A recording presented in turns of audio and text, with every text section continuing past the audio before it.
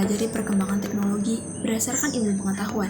Seiring dengan perkembangan global, ilmu pengetahuan dan teknologi berjalan beriringan membentuk kemajuan. Banyak manfaat yang diperoleh dari iptek, dan jenis-jenisnya pun beragam. Seiring dengan berkembangnya zaman, pasti banyak faktor yang mempengaruhi perkembangan iptek, yang dampaknya dapat dirasakan oleh masyarakat di dunia. Salah satu contoh dampak iptek adalah pada bidang pertanian. Dampak negatifnya yaitu jumlah tenaga petani berkurang, penggunaan obat-obatan kimia membunuh makhluk hidup, hilangnya generasi petani, dan petani mengalami ketergantungan. Namun, dampak positifnya juga ada, seperti lahan pertanian bisa menjadi subur karena peran penemuan pupuk. Bahkan, lahan yang semula gersang dan tidak subur bisa disuburkan dan digunakan untuk pertanian. Selain itu, perkembangan iptek juga bisa membantu mengurangi dampak lingkungan atas penggunaan pupuk. Masa lalu pertanian sangat berbeda dengan masa kini. Pada masa lalu, petani mengolah tanah dengan menggunakan alat sederhana seperti cangkul dan bajak yang ditarik oleh kerbau atau sapi. Setelah itu, petani harus menanam benih padi, mengairi, dan merawatnya agar tumbuh subur. Proses produksi seperti ini sangat melelahkan dan berlangsung sangat lama. Namun, walau proses pengerjaannya menggunakan tenaga hewan dan manusia, pertanian terhindar dari pencemaran bahan bakar. Masa kini pertanian telah mengalami kemajuan. Petani mengolah tanah sawah menggunakan mesin, membajak sawah menggunakan traktor, dan mengairi sawah menggunakan air tanah yang disedot dengan mesin pompa air. Jika padi siap dipanen, petani akan memotongnya dengan mesin pemotong, lalu dijadikan gabah dengan mesin perontok. Selanjutnya, gabah diakui mesin penggilingan untuk dikupas kulitnya sehingga menjadi beras. Proses produksi seperti ini memiliki kelebihan dan kelemahan. Kelebihannya adalah pekerjaan cepat selesai dan petani tidak cepat lelah. Kelemahannya adalah tanah dapat tercemar oleh bahan bakar mesin traktor. Masa depan pertanian adalah pertanian yang semakin melepaskan diri dari ketergantungan terhadap pupuk buatan, yaitu pertanian organik. Selain itu, pertanian masa depan juga adalah pertanian yang berkolaborasi dengan bidang lain seperti bidang pariwisata. Pertanian yang mendukung pariwisata sudah banyak dilakukan oleh petani daerah pegunungan dan dataran rendah. Contohnya adalah pertanian buah apel di Malang, pertanian buah stroberi di Ciwidey, dan lain-lain. Pada masa yang akan datang, pertanian juga akan semakin mendekat dengan teknologi informasi. Perkembangan ilmu pengetahuan dan teknologi atau iptek di bidang industri pangan telah membawa perubahan yang signifikan dalam cara kita memproduksi, mengolah, dan mendistribusikan makanan.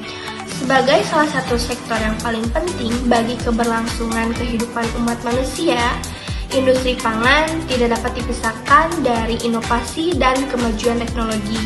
Namun, seperti dua sisi mata uang, perkembangan ini juga membawa dampak positif dan negatif yang perlu diperhatikan. Pengaruh positif perkembangan iptek di bidang industri pangan. Peningkatan produktivitas dan efisiensi, perkembangan teknologi pertanian seperti penggunaan alat dan mesin modern, serta teknik pertanian presisi telah meningkatkan produktivitas hasil pertanian. Petani kini dapat memproduksi lebih banyak makanan dalam waktu yang lebih singkat, sehingga dapat memenuhi kebutuhan populasi yang terus berkembang. Teknologi pemantauan cuaca dan irigasi juga membantu dalam pengelolaan sumber daya udara yang lebih efisien. Inovasi dalam pengolahan makanan teknologi seperti pasteurisasi, pendinginan, dan pengemasan vakum telah memperpanjang umur simpan makanan dan mengurangi pemborosan. Inovasi dalam pengemasan juga membuat produk lebih menarik dan aman untuk dikonsumsi, yang dapat meningkatkan penjualan dan kepuasan konsumen. Keamanan pangan yang lebih baik iptek telah berkontribusi dalam pengembangan sistem keamanan pangan yang lebih efektif, seperti penggunaan teknologi pemantauan untuk mendeteksi kontaminasi dan penyakit. Dengan adanya sistem ini, produsen dapat mengidentifikasi masalah dengan lebih cepat dan mengambil tindakan yang diperlukan untuk melindungi konsumen. Diversifikasi produk pangan. Kemajuan teknologi memungkinkan terciptanya berbagai produk pangan baru, termasuk produk berbasis nabati dan alternatif daging yang dapat memenuhi permintaan konsumen akan pilihan yang lebih sehat dan berkelanjutan. Hal ini juga memberikan peluang bagi industri pangan untuk berkembang dan beradaptasi dengan perubahan tren pasar. Selanjutnya ada dampak negatif perkembangan iptek di bidang industri pangan. Ketergantungan pada teknologi, meskipun teknologi membawa banyak keuntungan, ketergantungan yang berlebihan pada teknologi dapat menyebabkan hilangnya kepengetahuan tradisional dan keterampilan yang telah ada selama ribuan tahun. Petani yang terlalu mengandalkan mesin dan teknologi canggih mungkin kehilangan kemampuan untuk bertani secara manual, yang merupakan pengetahuan penting dalam situasi darurat. Dampak lingkungan penggunaan teknologi modern dalam pertanian seringkali disebabkan oleh penggunaan pestisida dan pupuk kimia yang berlebihan. Ini dapat menyebabkan polusi tanah dan udara, serta penurunan kualitas tanah dalam jangka panjang. Selain itu, praktik pertanian intensif dapat mengakibatkan hilangnya keanekaragaman hayati. Kesehatan konsumen. Beberapa produk makanan yang dihasilkan melalui teknologi tinggi mungkin mengandung bahan tambahan yang berpotensi berbahaya bagi kesehatan, seperti pengawet dan pemanis buatan. Konsumen seringkali tidak menyadari efek jangka panjang dari konsumen produk-produk ini yang dapat berdampak negatif pada kesehatan mereka. Kesenjangan sosial dan ekonomi. Meskipun teknologi memberikan peluang, akses terhadap teknologi canggih seringkali terbatas bagi petani kecil dan masyarakat yang kurang beruntung. Hal ini dapat memperlebar kesenjangan antara produsen besar yang mampu mengadopsi teknologi dan petani kecil yang masih bergantung pada metode tradisional, sehingga menciptakan ketidakadilan di pasar. Lahan dengan cupping rapi yang berawal dari lahan sempit, lalu menyelesaikan masalah tentang lahan sempit untuk bertanam dengan urban farming karena kurang efisien dan kurang integrasi. Lalu berkembanglah menggunakan food garden yang mengombinasikan antara urban farming dengan budidaya hobi dan mempercantik rumah yang kita salurkan dengan lahan kita yang terbatas. Yang pertama ada sayuran, contohnya bayam, kangkung, dan lain-lain. Dan lalu ada tanaman bunga, tanaman obat. Lalu kita juga ternak kelinci dan ayam sebagai ternak kecil-kecilannya, dan budidaya lele dalam ember.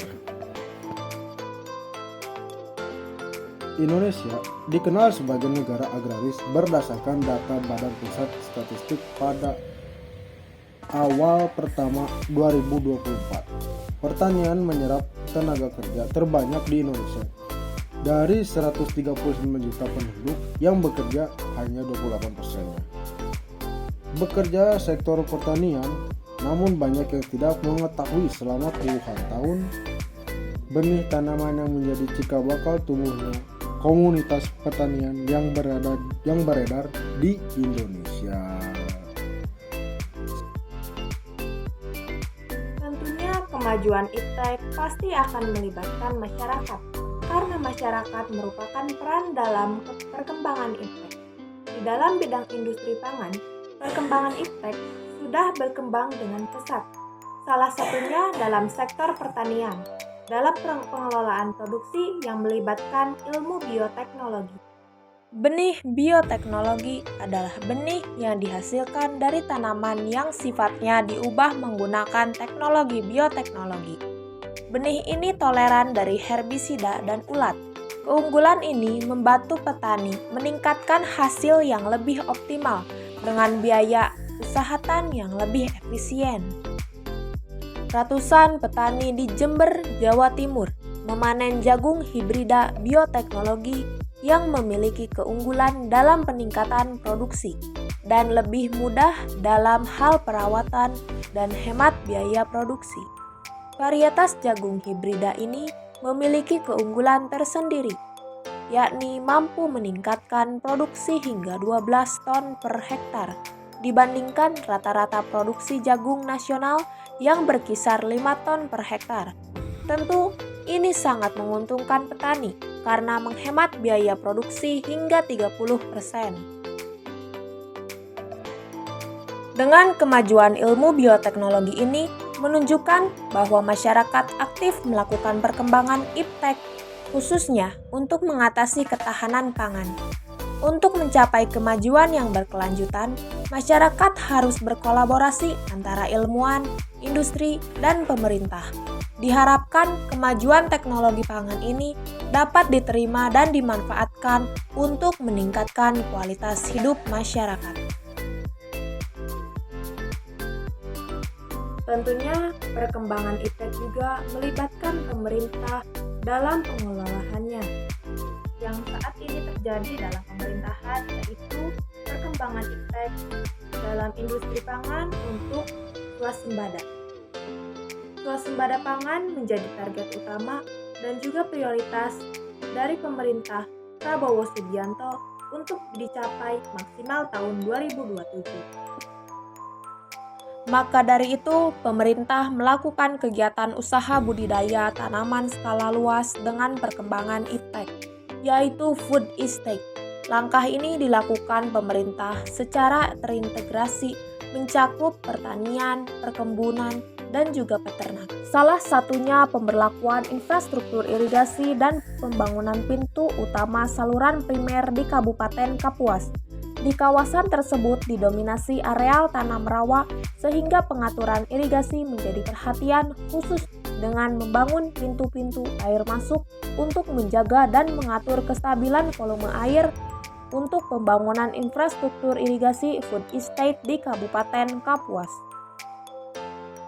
Infrastruktur ini diharapkan dengan sinergitas dari seluruh stakeholder food estate mampu melahirkan sentral perekonomian baru di Kalimantan dan diharapkan kaum milenial juga menjadi bagian penting dalam mensukseskan program strategis nasional food estate di Kalimantan.